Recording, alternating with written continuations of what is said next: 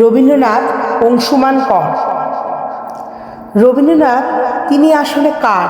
কেউ তাকে খুঁজে পায় প্রেমে, কেউ প্রতিবাদে, কেউ একাকিত্বে, খুঁজে পায় জীবনের গভীরতম অনুভূতিতে। তাই তো যতজন মানুষ তত রকমের রবীন্দ্রনাথ। 25শে বৈশাখের দিনটি যেন শুধুমাত্র কবির জন্মদিন নয়, এ যেন আমাদের সকলের রবীন্দ্রনাথকে একসাথে অনুভব করার দিন।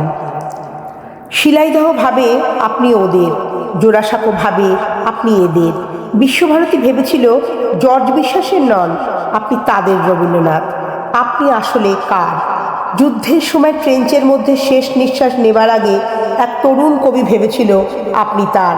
বক্তৃতার মাঝে আপনি যখন হঠাৎ মাথা উঁচু করে দাঁড়ান, তখন এক মুহূর্তের জন্য হলেও মন্ত্রী ভাবেন আপনি তার।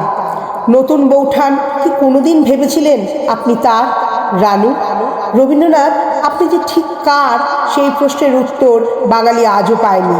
দাদামশাই ভাবেন আপনি গোড়ার রচয়িতা, আপনি তার।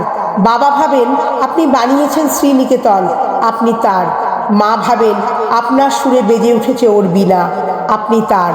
ভীরু কিশোরী যে মুখ ফুটে বলতে পারেনি, শুধু চিরকুটে লিখে দিয়েছে, হাতখানি ওই বাড়িয়ে আনো, দাও গো আমার হাতে, ধরবো তারে, ভরবো তারে, রাখবো তারে সাথে।